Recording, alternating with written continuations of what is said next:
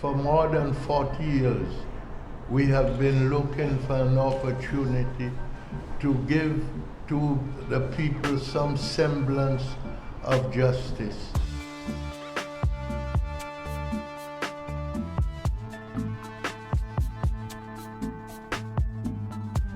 We have been struggling to obtain this type of justice that we see today.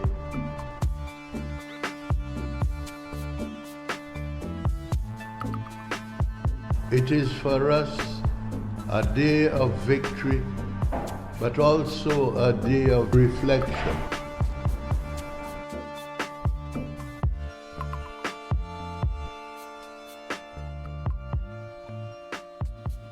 La lutte toujours parce que nous n'avons pas de pouvoir comme tel.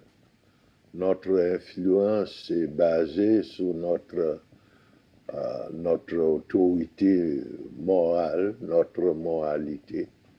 Et c'est en cette base-là que nous, à la Ligue, nous militons pour des changements parce que vous voyez, les gens au pouvoir vous donner rien si on ne fait pas de certaines demandes, si les gens ne manifestent pas pour avoir des changements.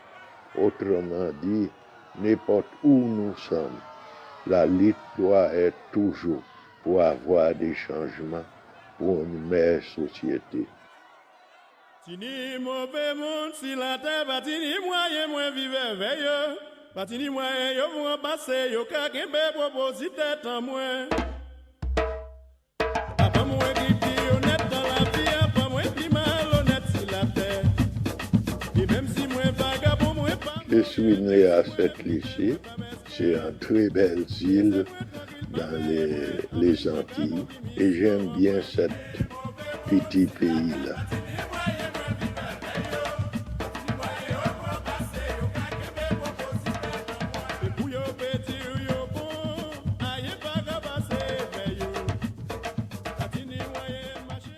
Ma mère ferait le travail minimum, travail très dur, c'était très difficile dans cette époque.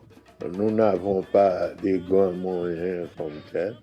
Et pour nous, et pour moi, c'était toujours un lutte pour avancer comme tel. Peut-être tout ça m'a donné une certaine motivation pour prendre certaines actions. J'étais impliqué depuis ma jeunesse, très jeune, dans la vie des syndicats. J'étais syndicaliste, très jeune, environ 16 ans, 17 ans, et ça reste avec moi. Ça fait partie de ma vie comme telle.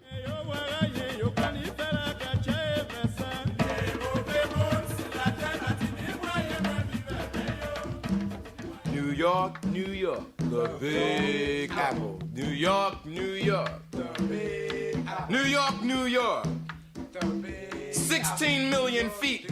Nationals, Tom McCann's, floor shine, stepping on each other, rejoicing over the death of one nigga toe.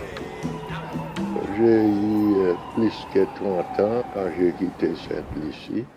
C'était pour avoir un plus grand opportunité pour avoir des éducations, pour être capable d'élargir ma connaissance et retourner à Saint-Lucie. Ça, c'était les rêves à ce moment-ci. For an opportunity that takes him home with dope in the arm and clear all on the brain. New York, New York. États-Unis, pour nous, dans les Antilles, c'était un rêve comme tel. Beaucoup de gens de notre pays, au retour, ils laissent l'impression que c'était le meilleur pays au monde. Et pourtant, quand j'arrive aux États-Unis, j'ai commencé à voir la réalité. Malgré c'est un grand pays, les gens n'étaient pas ouverts pour accepter les autres. Comme à Saint-Lucie, nous sommes familiales comme tels. C'était difficile pour moi pour s'intégrer dans ce type de société que je dois apprendre et comprendre comment vivre dans cette milieu-là. Des fois, les gens me font des hold-up, mettent des revolvers sur moi, prennent quelques sous que j'ai en main et sans j'ai marché dans la rue. Chacune des personnes que j'ai vues, c'est comme quoi que cette personne doit venir pour me voler. Mais après un certain temps, j'ai commencé à climatiser comme tel.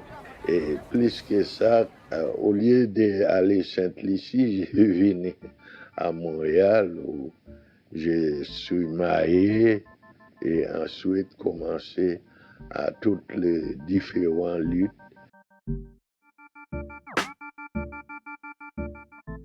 It was a very interesting time and we were all involved. We are new immigrants actually. I came to Montreal in 1960. Dan came in around the same time, around the mid-60s, 70s. And we were all linked up and working with the established organization, Black organization, which is the Negro Community Center, the Union United Church. So that's how we came to know each other. But we got to start to know each other more intimately over the Sir George Concordia issue.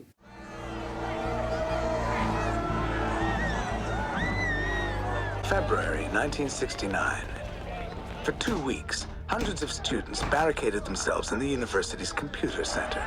They were protesting the alleged racism of a university professor. What started out as a peaceful protest turned into ugly violence when the occupants allegedly set the building on fire. As far back as 10 months ago, some black students had laid some charges of racism against a Sir George Williams professor. And that during the whole period of 10 months, the administration here seems to have managed to not do one single constructive thing about those charges. It is said that if you are white, you are right. If you're brown, stand around. And if you're black, get back. Is this the general feeling of the Sir George students now? No. Niggers go home. That was the sign that was posed around at the cafeteria yesterday. What is significant about this sign is that only last week in your parliament, in your just society, one member of parliament got up and said something pretty similar to that. He was saying that they should send the Caribbean students back home.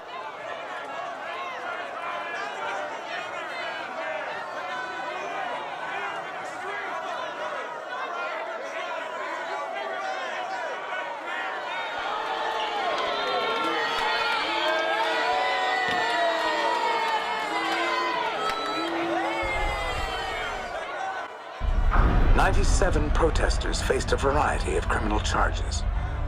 Many of those charged were from the Caribbean.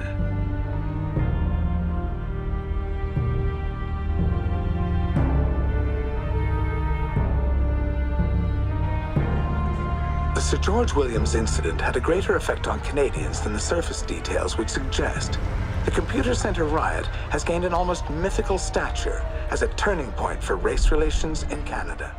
Sir George Concordia issue brought people more intensely together and sort of gave them a sense of unity that they didn't have before in terms of having a common reason for uniting around what was essentially the exclusion of blacks from Canadian society. Do you think that these suspensions served any useful purpose? Absolutely not. In fact, I think it was personally damaging. It is now on my record. A statement was made that students had brought a charge of racism against me, that the administration had moved to suspend me, and that an inquiry was pending. The connotation there, of course, is that the administration possibly felt that I was guilty. Vous savez, ça a pris un certain temps avant que, disons, la majorité francophone du Québec se considère comme étant responsable de l'intégration, si vous voulez. Et puis, c'était une époque aussi où, en général, les Québécois francophones avaient un sentiment d'infériorisation. Et donc, ce sentiment d'infériorisation, à mon point de vue, a fait en sorte que ça a mis du temps avant que cette majorité francophone se porte responsable de ce qui n'allait pas dans sa propre société. Ça a mis du temps avant que les Québécois majoritairement francophones reconnaissent qu'il y avait de la discrimination, qu'il y avait du racisme dans leur rang. D'une certaine façon, c'est sûr que la Ligue des Noirs a comme accompagné ce qu'on a appelé la Révolution tranquille, c'est-à-dire à secouer aussi cette espèce d'indifférence qui existait à l'époque en matière, disons, d'intégration. Il y avait à l'origine, je crois, the Black Coalition of Canada. Moi, j'étais à ce moment avocat avec les étudiants et j'ai vu, il y avait the Negro Alumni et ce sont les gens de l'alumni qui avaient décidé qu'ils devaient collaborer avec d'autres communautés afro-canadiennes dans d'autres villes pour créer un organisme national. En même temps, les étudiants étaient un peu réticents parce que la position qu'ils avaient prise était une position qui était beaucoup plus directe, on pourrait dire beaucoup plus militante que nécessairement les professionnels à ce moment du coalition. The National Black Coalition of Canada was created at the same time as the Black Writers' Conference was taking place in Montreal. According to the philosophy, which was a Pan-Africanist type philosophy, that the philosophy was that all Blacks had the same sort of problems here in North America, in Canada. They didn't have problems because they came from Trinidad or from Jamaica or from Barbados or from Haiti. They had problems for the simple reason that they were Black. As leaders, we agreed because it had the potential for bringing us together in a meaningful way around the major issues that affected us. It was advantageous for us organized around being just Black and African.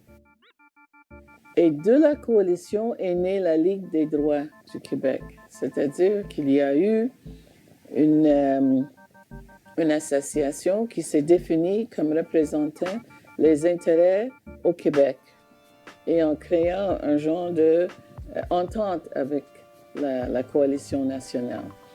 Et c'est Dan qui a émergé comme le leader de cette Ligue des Noirs du Québec. J'étais un militant avec ce groupe-là et j'étais un des responsables à Montréal pour donner une dimension du Québec pour la lutte que nous menons. Et un des avantages que Dan avait, c'est qu'il savait comment faire le pont entre la communauté anglophone, noir anglophone, et noir francophone.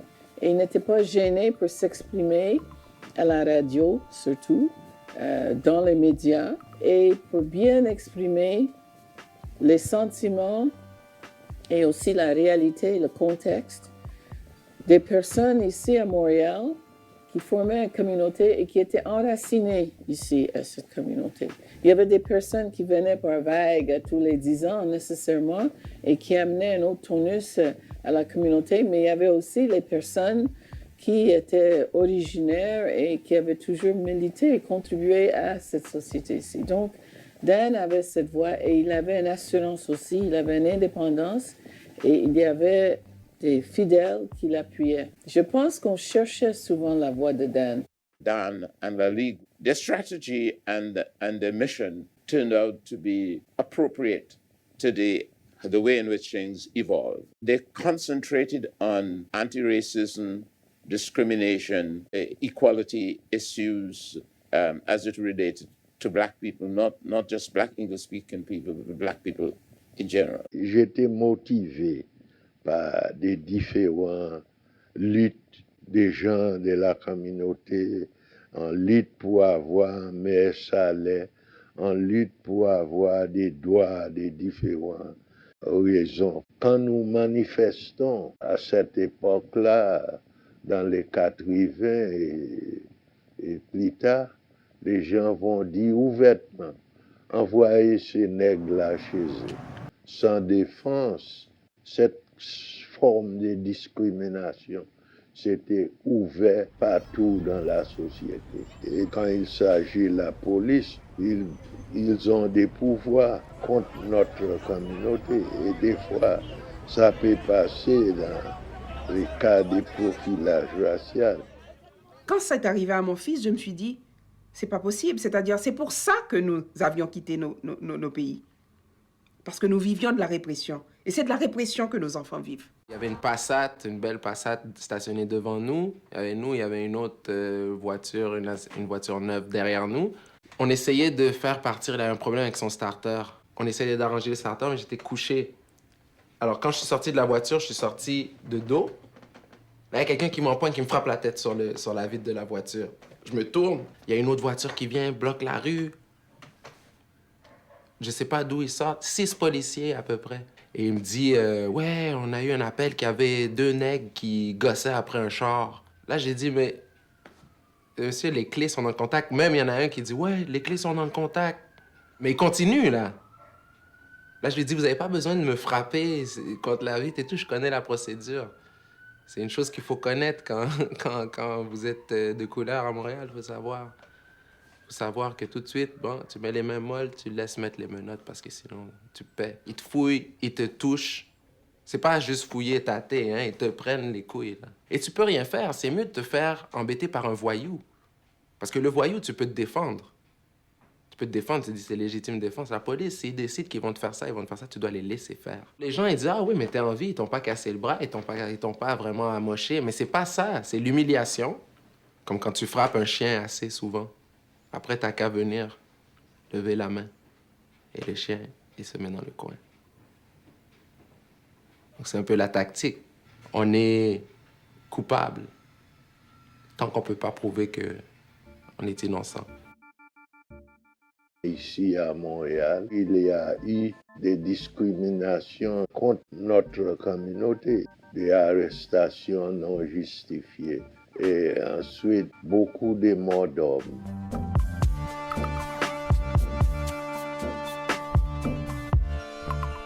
Dan and La Ligue became known as the go-to group in Montreal in the early 70s, 80s, 90s, more for resolving those problems. Dan prenait vraiment une position qui était très près des intérêts de la communauté. C'était pas une position, si vous voulez, théorique ou académique, c'était politique, mais dans le sens de comment impliquer le plus de monde et comment servir et apporter ce qui était nécessaire.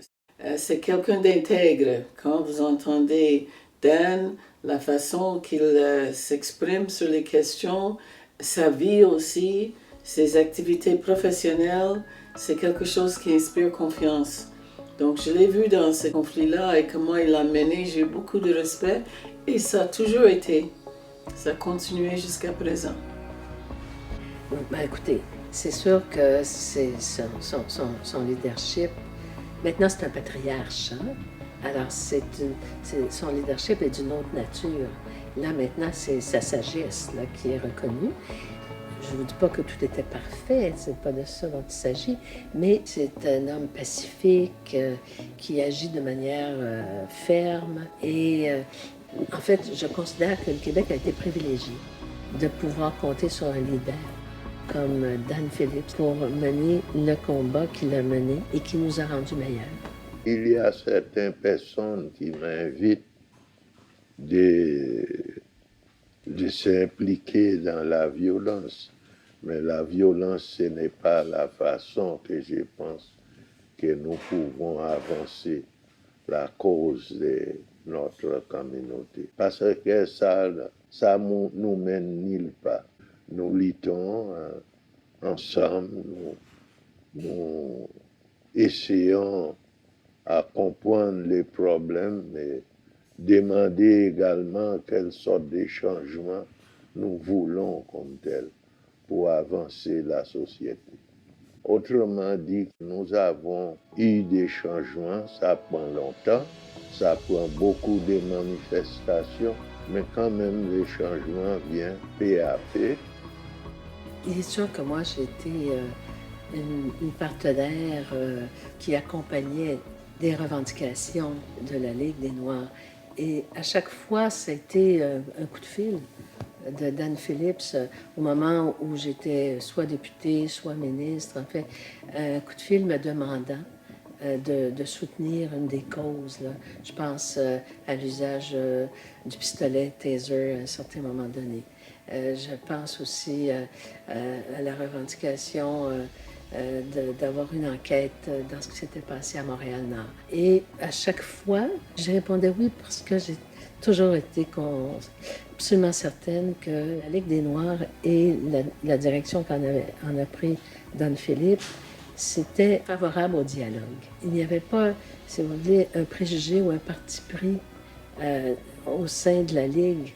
Il y avait une volonté d'ouverture et de dialogue avec la société. Ça s'est traduit, entre autres, par un appui lorsqu'il y a eu une commission d'enquête, en fait, la Commission des droits et libertés de la personne, sur la question du racisme au sein du SPVM, en fait, des policiers de la Ville de Montréal. Et moi, j'avais présenté un mémoire. À ce moment-là, j'étais chef d'opposition à la Ville de Montréal. On a présenté un mémoire avec des exemples, mais tellement évidents. À un certain temps, après des manifestations, nous demandons des comptes. À cette époque-là, même nous avons eu beaucoup d'aide, même avec certains chefs de police, comme Alain Saint-Germain, Roland Bourget. Et c'est des gens qui étaient prêts à voir quelle sorte de changement il peut apporter à la compréhension entre la police et la communauté noire. Mais les syndicats n'ont pas accepté ça. Dans le cas d'Alain Saint-Germain, ils ont lui mis dehors et aussi Roland Bourget. Et depuis ça, tous les chefs de police, ils ne veulent rien faire pour faire déplaire les syndicats. Je dirais que ça, c'est une faiblesse des gouvernements et l'administration de la ville également. Il faut toujours faire des demandes pour avoir des changements dans la société. C'est une belle histoire que j'ai eue avec la Ligue des Noirs et avec M. Dan Philippe. J'étais au cégep. À l'époque, j'étais en technique policière et mon professeur, c'était Henri-Paul Vignola, qui était l'ancien directeur de la police de la Ville de Montréal. À l'époque, ça s'appelait la CUM. Et Henri-Paul Vignola nous avait mandaté pour faire une activité de diversité culturelle qui pourrait aider les jeunes qui vont devenir des futurs policiers à démystifier, à s'approcher des gens des communautés et choses comme ça. Écoutez, on était 2 étudiants noirs sur au-dessus de 300 étudiants. Alors, il m'avait demandé d'organiser quelque chose. De cette façon-là, j'ai communiqué avec la Ligue des Noirs et j'ai invité M. Dan Philippe à venir faire une conférence au cégep de Maisonneuve aux étudiants en technique policière. Et depuis ce temps-là, j'ai toujours milité, j'ai toujours participé aux activités de la Ligue des Noirs. Il y a une amitié qui s'est développée entre la Ligue et moi. Dan Philippe, j'ai vu que c'était un leader charismatique. Il tenait en cœur les principes d'égalité et de justice. Il voulait vraiment aider les gens de la communauté. C'était dans les débuts des années 90. Il faut se rappeler, dans ces années-là, il y avait beaucoup de tensions entre les communautés visibles et le service de police de la Ville de Montréal de cette époque-là.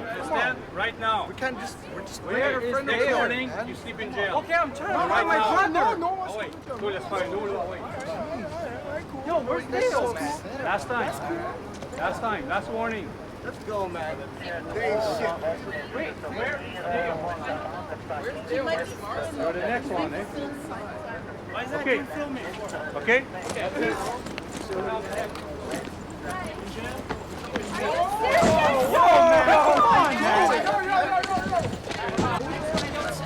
We're leaving. I was leaving, man. What? Yo, Perry. The reason they're all standing here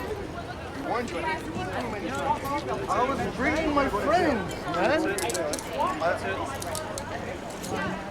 I'm trying to find my brother over there. Next time. You under arrest for being drunk? You're ready to remain silent. You're not ready to return you. You have any weapons on you? Any knives? Anything sharp? No.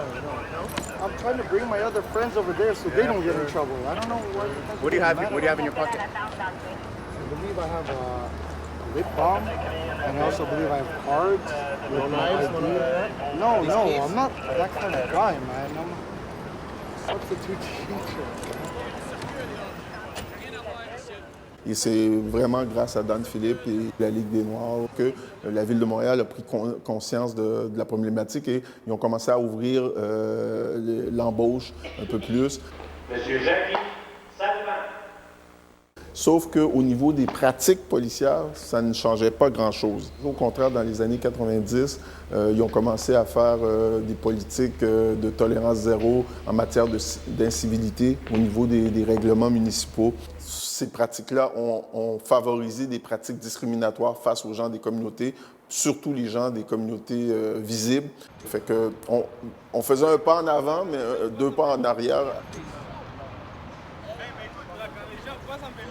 Ils t'ont posé une question. Qu'est-ce que tu nous as répondu? Hein? Tu nous as-tu répondu correctement? Non, mais écoute. Pourquoi vous n'allez pas tout le temps, vous venez ici, là, puis vous venez étiqueter tout le temps ici. Parce qu'on a des problèmes. Puis là-bas, il y a du monde qui passe avec leur bague, là, puis vous dites rien, là. C'est quoi la joke, là? C'est parce qu'on a des problèmes.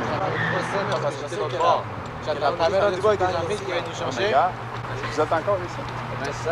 C'est pas le problème. C'est un problème, c'est parce qu'on a des problèmes. C'est public. C'est pour ça qu'on est là. Vous allez nous voir tout le temps. Tant que vous allez rester ici dans le temps qu'on va venir. 42 piastres. C'est cher, ça. N'oublie pas ça. Vous ne pouvez pas dire que nous autres, la police, on n'est pas corrects. All right? All right. On a un problème dans un parc avec des jeunes qui font du bruit. Il faut les sortir de là, puis c'est fini, bon, on passe à autre chose. Et il y a l'attitude qui dit, on va aller leur parler, on va aller voir ce qui se passe, on va aller voir les gens qui se sont plaints. De plus en plus, ça se fait, de plus en plus de services tend à valoriser ce genre d'approche-là, mais c'est pas encore ancré dans une culture. On en parle souvent, la culture policière, en disant paramilitaire, tout ça, mais elle change, mais elle est encore là. Et c'est très facile de retomber dans le défaut de la répression. The kinds of problems that La Ligue needed to deal with and dealt with were more risky. And people tend to shift from risk. So La Ligue continued for many years from the aggressive attack on those things that impacted on our lives and the lives of our children and our right to use the streets with the same degree of freedom as any other Canadians. Dan took those things on.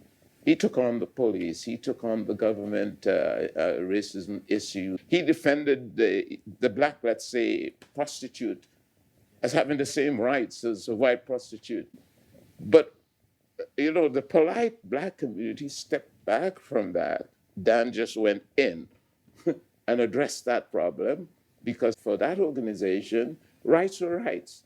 It turns out that we are saying the same thing now about the protection of those that make a living by the sale of love anywhere in the country, no matter where they came from. And that we are now focusing on why it is we have not addressed this problem more aggressively as a country with respect to the First Nations people.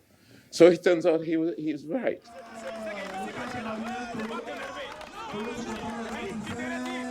Je peux vous dire, dans les années 80, et je m'en rappelle comme si c'était hier, on marchait dans les parcs et on se faisait traiter de petits nègres, puis on disait, je me rappelle, moi, à un moment donné, je passais dans un parc, puis ils disaient « chocolat, chocolat ». C'était aussi grave que ça au Québec à ces années-là. Ou, exemple, les chauffeurs de taxi, à l'époque, dans les années 80, les gens ne voulaient pas prendre le taxi avec un chauffeur noir. Ils disaient l'autre taxi. Là, il y a eu des règlements, il y a eu des lois qui ont dit que non, si vous faites ça, vous allez avoir des problèmes, vous ne pouvez pas faire ça. Ce n'est pas le Québec des années 30 ou des années 60 où c'était tout uniforme, blanc, catholique et tout. C'est plus ça aujourd'hui. Le Québec aujourd'hui, c'est une multitude de mosaïques de gens de toutes sortes de communautés, de tous les coins du monde qui sont venus. Et maintenant, il faut s'adapter à cette nouvelle réalité-là, tout en gardant les valeurs communes. Là. Ça, c'est sûr qu'il y a des valeurs comme l'égalité, la laïcité de l'État, tout ça, c'est des valeurs communes que tous les gens au Québec respectent. Ça, il n'y a pas de problème avec ça. Sauf qu'à travers ça, il y a quand même certaines différences qu'on doit reconnaître. Et des fois, les gouvernements ont tendance à ne pas réaliser que le Québec n'est plus le Québec de ces années 50-60, qu'aujourd'hui, c'est une mosaïque de tout. Et je voyais que pour faire vraiment changer les choses, il fallait justement avoir un levier légal, pas juste être un militant d'action au niveau de la rue. Il fallait aussi faire changer les lois. Et en étant avocat, je sens que j'ai une emprise un peu plus forte parce que je peux faire des interventions au niveau de la Cour, au niveau des instances décisionnelles. Vous êtes connu à la Ligue des Noirs pour avoir été toujours très réactif par rapport à des actions qui ont été menées et qui étaient inadmissibles. La Ligue a souvent réveillé le Québec en entier à la suite de certains drames, comme... C'est celui d'Anthony Griffith, un jeune noir, 19 ans, un policier tué sous lui. 7h15 ce matin, un jeune suspect de race noire de 19 ans est amené ici même à la caserne 15 de la police métropolitaine. On venait de l'arrêter simplement pour avoir refusé de payer une course à un chauffeur de taxi. Chemin faisant, les agents de la voiture 15-7 s'informent, ayant le signalement du suspect. On découvre qu'il est recherché en vertu d'un mandat pour vol par effraction. Puis, une fois rendu au poste de police, le jeune homme de 19 ans tente de fuir. On lui lance un avertissement, il s'arrête 5 mètres plus loin, pas plus. Mais trop tard, un coup de feu est parti. Il s'écroule raide mort, atteint en plein front. Ce soir, la direction du service de police s'explique mal la situation. Le directeur Roland Bourget affirme que le policier est suspendu sans solde, que l'incident est déplorable et qu'une enquête est en cours. C'est une vérification sommaire, évidemment, faite rapidement. Il n'y a rien dans le dossier du policier qui indique que ce policier-là puisse être haineux ou avoir un comportement raciste avec quelconque ethnie. En fait, c'est un policier qui a un bon dossier.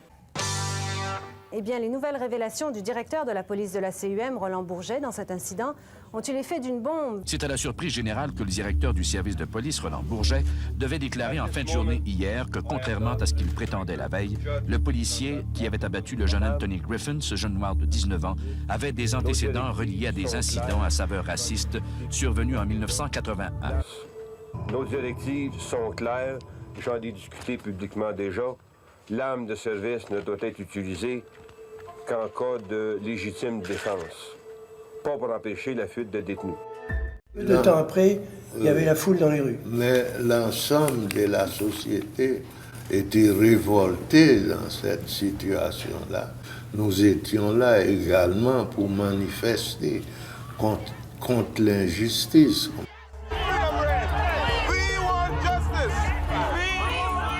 La colère de la communauté noire se fait entendre dans les rues de Montréal. On réclame une accusation de meurtre. C'était pas un meurtre. C'était même pas un homicide involontaire coupable. Que le coup était parti par pur accident. Je me suis renseigné effectivement sur les armes. Et c'était un genre d'accident qui arrivait. Maintenant, c'est bien rare que ça arrivait dans la tête de quelqu'un. Comme j'ai dit à ma femme, c'est merveilleux. Il va probablement être acquitté, puis je vais passer pour l'un des meilleurs avocats en ville. À l'enquête préliminaire, le juge conclut qu'il n'y avait pas de connotation raciste, mais ordonne la tenue d'un procès sous une accusation d'homicide involontaire. C'est le degré de négligence le plus élevé prévu dans le code criminel. C'est l'insouciance déréglée ou téméraire à l'égard de la vie d'autrui. Le procès d'Arlen Gossett déclenche une frénésie médiatique. La thèse de l'accident convainc le jury, mais pas la couronne, qui porte la cause en appel. C'était notre prétention que la justice n'était pas faite premièrement. Et j'espère que les juges vont voir les cas différemment et nous allons voir de la justice dans cette fois-ci. La fraternité ira jusqu'à la Cour suprême pour empêcher la tenue d'un nouveau procès. La communauté noire est atterrée. Je pense que les gens sont très fâchés maintenant. Il n'y a pas de justice. There's no justice done. Being a black youth myself, to be able to walk on the street and to get shot actually in my head and die, and knowing that that policeman, to me, committed murder, and just is free to walk away like that, it's obviously just a thing where you have to wonder about the country itself. Alors ça, c'est l'exemple d'Anthony Griffin, ce jeune homme, mais il y en a eu plein d'autres. Il y en a plein d'autres. Nous avons Marcellus François, Martin Soiseau, Villanueva, Freddy Villanueva. Émeutes, saccages, incendies, c'est le chaos en ce moment à Montréal-Nord. Les événements d'hier soir, un jeune homme tué et 2 autres blessés par les balles des policiers ont mis le feu aux poudres dans le quartier. L'escouade anti-émeutes intervient actuellement. Le policier a voulu interpeller les jeunes. C'était tous des jeunes issus des communautés et ils étaient en train de jouer au dé. C'est devenu une bavure policière parce que ça a mal viré et bon, on a eu un décès. Imaginez-vous, vous avez un jeune, Freddy, 18 ans, qui est mort à cause d'un jeu de dés. C'est totalement absurde et à cause de ça, ça a débouché à un mort.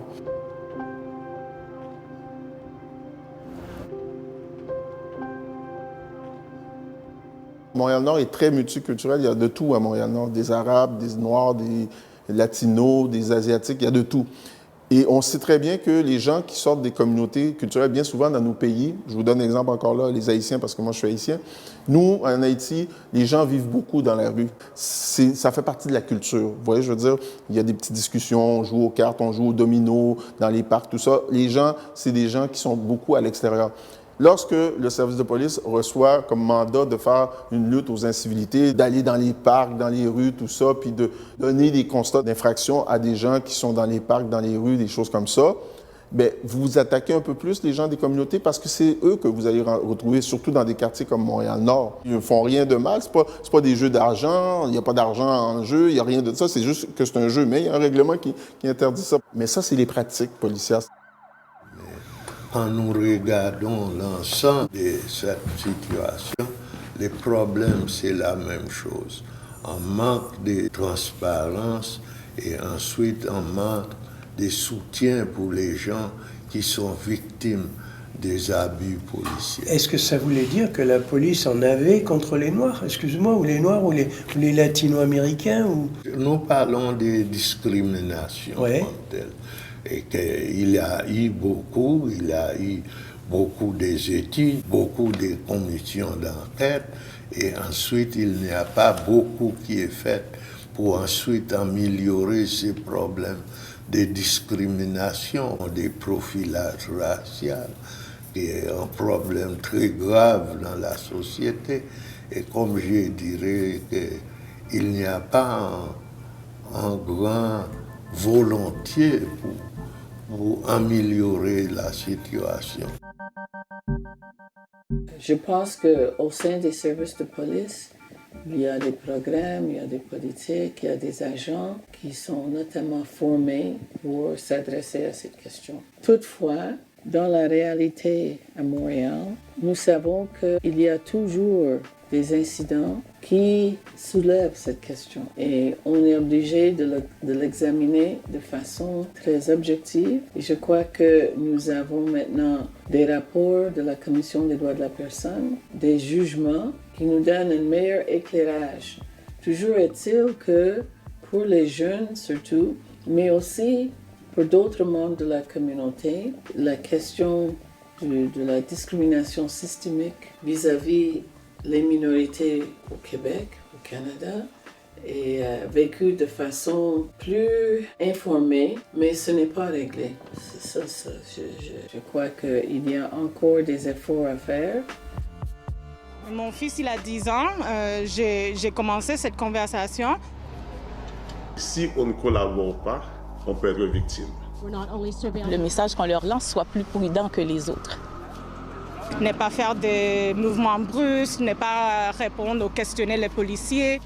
La conversation était très nécessaire dès le début, comme ça je puisse m'attendre, dans le fond, à ce qu'on m'interpelle. Cette conversation, les familles blanches ne la connaissent pas. Pourtant, c'est une préoccupation bien réelle pour plusieurs parents d'enfants noirs. Comment les préparer à interagir avec un policier?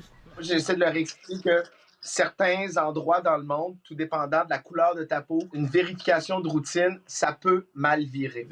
Parce que le profilage racial existe, la famille Zéphir y est souvent confrontée. La police est là pour nous protéger, mais c'est une force de répression. L'essentiel, c'est d'essayer d'avoir un comportement exemplaire pour éviter. De collaborer, ça va pour la première fois, la deuxième fois, mais j'ai pas vraiment eu de conseils sur comment gérer cette frustration pour la 17e fois, la 18e fois que le hasard fait en sorte qu'on me contrôle. Je pense qu'il y a des mesures qui avaient été préconisées, qui ont été mollement mises en place, là. Il y a un effort considérable à faire encore. Vous avez comme une pratique de volonté de corriger les choses. Vous voulez former, vous voulez améliorer la formation des policiers. On donne des formations, comme nous pensons que le policier doit agir dans différentes circonstances pour voir qu'est-ce qui marche bien. C'est ça, les bonnes pratiques. Les bonnes pratiques et pour voir des pratiques qui ne marchent pas. C'est ça. Néanmoins, tu as laissé entendre tout à l'heure que tu ressentais une dégradation presque de ces liens avec les communautés marginalisées. Et ça, c'est inquiétant. C'est très inquiétant. Et finalement, comme vous savez, que cette année, nous avons déposé un recours collectif contre la police. Les nouvelles de dernière heure, Yves Poirier qui se joint à moi, qui a tout juste entre les mains un recours contre... Le SPVM. Contre la police de Montréal? Oui, absolument. Depuis le temps que certains citoyens montréalais se plaignent de profilage racial exercé par certains agents du service de police de la Ville de Montréal, eh bien voilà que ça se concrétise. Quand un policier voit un noir, il est un suspect potentiel. La Ligue des Noirs en a assez. Elle a mandaté l'avocat Jackie-Éric Salvant qui, au cours des prochaines heures, déposera au Palais de justice de Montréal une demande de recours collectif de 4 millions de dollars au nom de 500 victimes alléguées de profilage racial. La Ville reconnaît qu'il y a une problématique. Sauf qu'il y a beaucoup de beaux discours, mais dans le concret, dans le day-to-day, si vous me permettez l'expression, il n'y a pas de différence.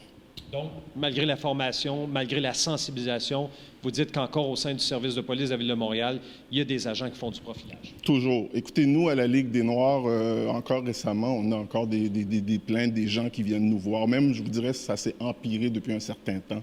En fait, il faut le dire, on est à la première étape. C'est une demande de recours collectif qui va être déposée au cours des prochaines heures. L'avocat maître Jackie-Éric Salvant représente la Ligue des Noirs du Québec. Et on cite un exemple bien concret. Ça prend toujours un requérant, Mario, un demandeur dans un recours collectif. Dans ce cas-ci, il s'appelle Alexandre Lamontagne. C'est un jeune agent de sécurité montréalais qui prétend en août 2017 avoir été arrêté illégalement, injustement, par des policiers montréalais. Parce qu'il était noir, selon lui. Parce qu'il était noir, selon lui. C'était complètement gratuit. Moi, je sortais d'un bar, puis je marchais tranquillement sur le trottoir, puis j'ai été interpellé par la police, nullement, gratuitement, puis ça a amené à une arrestation.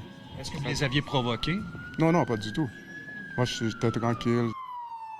Avec le rapport qui avait été commandé par le SPVM sur le profilage racial au sein même du corps de police, les chiffres ont étonné tout le monde, autant le SPVM que les victimes, que même nous.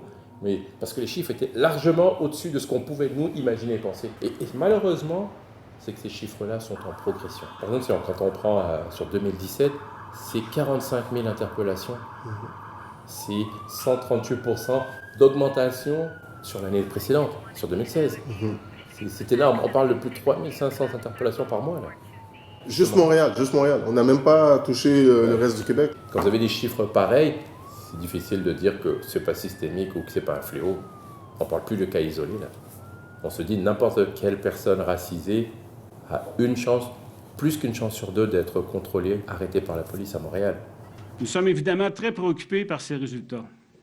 C'est une prise de conscience aujourd'hui pour le SPVM, un premier regard indépendant et scientifique sur la discrimination au sein du corps de police. Et nos analyses révèlent des disparités suffisamment considérables pour suggérer la présence de biais systémiques envers certains groupes racisés. Plus précisément, selon le rapport des chercheurs, les Autochtones et les Noirs à Montréal ont 4 à 5 fois plus de chances de se faire interpeller par la police que les personnes blanches, alors que les Arabes, eux, sont 2 fois plus à risque de subir le même sort. Donc aujourd'hui, avec ce rapport-là, il y a un peu un inversement du fardeau de la preuve. À eux maintenant de nous démontrer que les chiffres sont exagérés, parce que nous, on va s'appuyer sur leur propre rapport, parce que c'est un rapport interne, là, c'est leur rapport. C'est ça. C'est à eux maintenant de nous convaincre qu'il n'y a pas du profilage. Moi, je vous dis qu'on n'a pas de policiers racistes, on a des policiers qui sont des citoyens, qui nécessairement ont des biais. Le directeur du SPVM défend ses agents, mais promet des mesures pour régler le problème. Dès le printemps, il compte, par exemple, mettre en place une politique pour mieux encadrer les interpellations, une mesure qui est loin de convaincre tout le monde. Ça ne va rien changer. Premièrement, on doit sanctionner les gens qui commettent des actes injustement contre la communauté. Il doit y avoir une reddition de comptes, il doit y avoir une imputabilité. C'est quel message on lance finalement à ces jeunes nés ici, enfants de la loi 101, deuxième, troisième génération dans certains cas? C'est qu'on leur dit finalement, vous n'avez pas votre place dans l'espace public. Ces données ne représentent en rien la ville que l'on veut. La mairesse s'est dite choquée. Elle accuse les administrations précédentes de ne pas avoir pris le problème au sérieux. Elle demande, elle aussi, plus de policiers autochtones, noirs et arabes, par exemple. Ça stagne depuis 10 ans, ça suffit. Il faut qu'on ait une meilleure représentation au sein du SPVM. Selon le dernier rapport annuel du SPVM, moins de 10 % des policiers proviennent de communautés autochtones ou de minorités visibles, alors qu'ils comptent pour près d'un tiers de la population montréalaise. L'enjeu est fort, parce que, en fait, c'est un dossier qui a différents aspects. Il y a l'aspect juridique, parce qu'on est devant les tribunaux, mais il y a aussi l'aspect politique, il y a l'aspect aussi sociétal de ce dossier-là. Ouais. Donc, tout le monde veut savoir qu'est-ce qui va se passer dans ce dossier-là. La Ville de Montréal et le SPVM devront se défendre devant les tribunaux de profilage racial. Une demande d'action collective va d'ailleurs être mise de l'avant. Elle a été autorisée par la Cour aujourd'hui. Et pour la Ligue des Noirs du Québec, Pierre, effectivement, c'est une décision historique, voire même une véritable victoire aujourd'hui. Ça ne s'était jamais fait au Canada. Les Indiens, les Autochtones ont tenté dans l'Ouest canadien avec la GRC, puis ça n'avait même pas réussi. Alors le défi était énorme pour moi et Mike, parce qu'on ouvrait, c'était du droit nouveau, là. On ouvrait le chemin. Et ce qu'on veut, c'est se dire, il est temps de mettre un terme à cela. Ça fait 30 ans que ça dure. Please, please. Please, I can't breathe. Please, man. Please, L'image est choquante. Elle montre la mort en direct de George Floyd, le cou coincé sous le genou d'un policier. Il est déclaré mort à son arrivée à l'hôpital.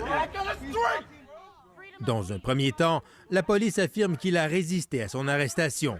Ces images prouvent le contraire. Dans la communauté noire de Minneapolis, la colère gronde. Difficile de ne pas y voir encore le comportement raciste d'un policier blanc contre un homme noir. Les 4 policiers impliqués dans l'arrestation sont licenciés. Il faut dire que l'agent, Derek Chauvin, a déjà fait l'objet de plusieurs plaintes pour violence dans le passé, toutes classées sans suite. What we saw was horrible. Le maire est visiblement ébranlé par ce qu'il a vu. For 5 minutes. Ce policier blanc a mis son genou sur le cou d'un homme noir pendant 5 minutes, dit-il. Cet officier a failli à son devoir le plus basique, son devoir d'homme. Être noir en Amérique, ajoute-t-il, ne devrait pas être une sentence de mort. Being black in America should not be a death sentence.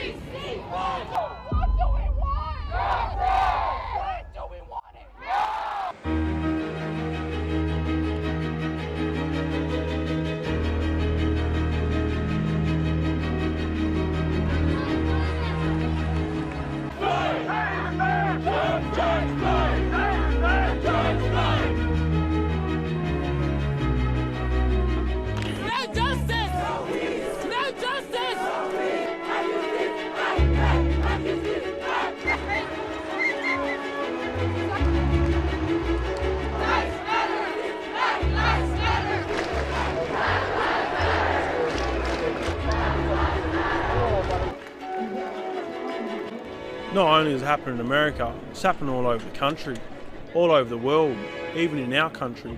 It's just a repetitive thing that just constantly happens just because it's the colour of our skin. South Africa has lived under a lot of police brutality since its history.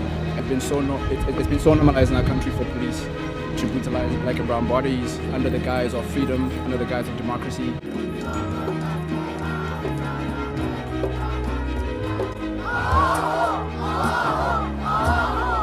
Que estamos aburridos de tanto racismo, son 300 años aguantando tanto peso y ya no estamos dispuestos a aguantar. La vie des Noirs compte. Montréal continue, elle aussi, de le répéter haut et fort. Des jeunes, des Noirs, des Blancs qui réclament la justice. Aujourd'hui, on dit qu'on n'en peut plus. La fin du profilage racial, de la brutalité policière, la fin du racisme. Nous, en étant Blancs, on n'a jamais eu à définir notre couleur, on n'a jamais eu dû à se battre pour ça. On a eu les droits, on est nés comme ça. Pourquoi les autres n'ont pas les mêmes droits que nous? Je suis là aujourd'hui parce que je veux pas que mes enfants aient marché ici. Je veux marcher pour eux. On arrête ça tout de suite! Unis pour les générations futures, des familles venues éduquer leurs enfants. C'est important que mes enfants ils comprennent ça puis fassent partie de ce mouvement-là. Un mouvement qui prend de l'ampleur partout. À Québec, ils se sont agenouillés à la mémoire de George Floyd. À Sherbrooke aussi. En Ontario, c'était la 3e journée consécutive de manifestations pacifiques. I think that there is some discrimination in Quebec, but there's no systemic discrimination. There's no system in Quebec of discrimination, and it's a very, very small minority of the people that are doing some discrimination. Monsieur Legault, il ne sait rien de son histoire. Aujourd'hui, nous sommes là juste pour nous faire respecter. On est tous des Québécois. Nous, les Noirs, puis les autres communautés minoritaires, on vit du racisme au quotidien. Puis ça, depuis que je suis née. Moi, je suis née au Québec. Depuis que je suis née, je vis du racisme à l'école, dans les marchés, n'importe où, je vis du racisme. Puis ça doit changer. Aujourd'hui, faire reconnaître le profilage racial à Montréal, le message qu'on envoie, c'est que il faut qu'on arrête de penser, de se dire que les personnes qui en sont victimes font de la victimisation, mais qu'il s'agit d'un phénomène réel de société auquel on est confronté et que maintenant, le plus important, c'est quelles sont les solutions à long terme.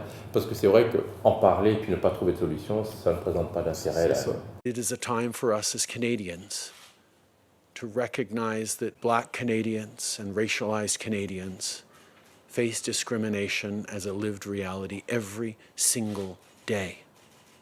There is systemic discrimination in Canada, which means our systems treat Canadians of color, Canadians who are racialized, differently than they do others. It is something that many of us don't see, but it is something that is a lived reality for racialized Canadians. We need to see that, not just as a government and take action, but we need to see that as Canadians. We need to be allies in the fight against discrimination. Certains politiciens se sont engagés à aller au-delà des promesses. Il faut qu'au-delà des mots, qu'au-delà de la manifestation aujourd'hui, qu'au-delà des belles paroles, qu'au-delà qu'on se tienne ensemble et qu'on se dise plus jamais qu'il y ait des gestes concrets. Il faut arrêter de mettre sur pied des comités bidons qui ne servent à rien. Il est temps maintenant de ne plus faire juste des plans d'action, mais de passer à l'action puis d'avoir une volonté politique. And the anger and the frustration is how many more people need to die before there's action? How many more speeches will be made? How many more protests need to happen before something is done? What we're talking about is basic human dignity. How many more voices have to ask, demand, plead, beg for basic human dignity? Why do Black people, why do Indigenous people need to keep on asking to be treated like a human? Why? You know what? People are done with pretty speeches, particularly pretty speeches from people in power that could do something about it right now if they wanted to. Nous vivons depuis quelques semaines un moment important. On peut parler d'un réveil collectif, une prise de conscience sociétale à l'effet que le racisme systémique existe et que l'on doit s'y attaquer. En tant que mairesse de Montréal et en tant que citoyenne, Je reconnais qu'il existe au sein de notre société, y compris à la Ville de Montréal, du racisme et de la discrimination systémique et qu'il nous faut agir pour les éliminer.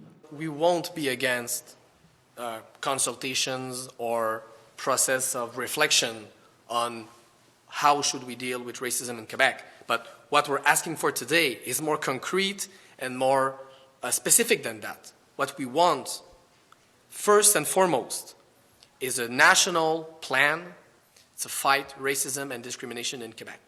So I call on the Prime Minister in this Hall of Power, if the Prime Minister believes that Black Lives Matter, will the Prime Minister commit to ending racial profiling in our country? If the Prime Minister believes, truly believes, that Black Lives Matter, will the Prime Minister commit to ending the over-incarceration of Black people in this country? If the Prime Minister truly believes that Indigenous lives matter, then similarly, the Prime Minister must commit today to ending the racial profiling of Indigenous people, the over-policing of Indigenous people, and the over-incarceration of Indigenous people. Now, if the Prime Minister truly believes that Black Lives Matter, will he commit to ensuring that there's race-based data to make better decisions? Will he commit to ensuring that there's access to education, to health resources? The Prime Minister has the power to do all these things right now. The Prime Minister simply needs to get it done. Maintenant, pour le futur, ce qu'il faudra faire, c'est une implication peut-être plus politique pour justement améliorer la représentativité des gens des communautés culturelles au niveau des instances décisionnelles.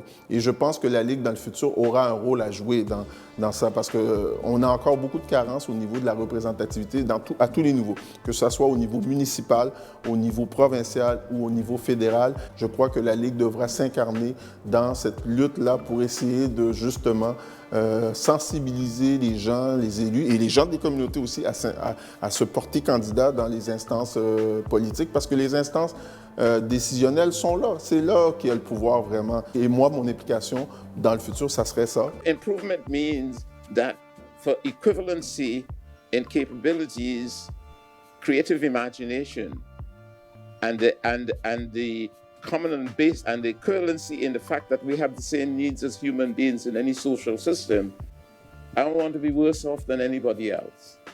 And if I'm worse off and it's not due to my not taking initiative, if it's due to the fact that somebody is just setting up barriers against me, then I have to break the barriers down. I have a moral responsibilities to break them down. So yes, there has been improvement, but improvement is always relative. Would I like to go back to the IT system? Would I recommend that we go? No. Should we just stay? Am I happy just now? Or are we happy with where? No. Il n'y a jamais, on ne peut jamais trouver une société en droit parfait. C'est nous devons toujours lutter pour obtenir des changements pour le bien de la société. Que ce soit à Montréal, Paris, New York, la lutte doit être toujours faite pour avoir des changements pour une meilleure société comme telle. Depuis 50 ans, la Ligue des Noirs du Québec a joué un rôle clé dans l'intégration des membres des communautés noires à la vie montréalaise. Elle leur a permis d'accroître leur participation active au développement de notre ville et a défendu avec passion leurs droits. La Ligue des Noirs du Québec, I congratulate you on 50 years of work for greater social justice.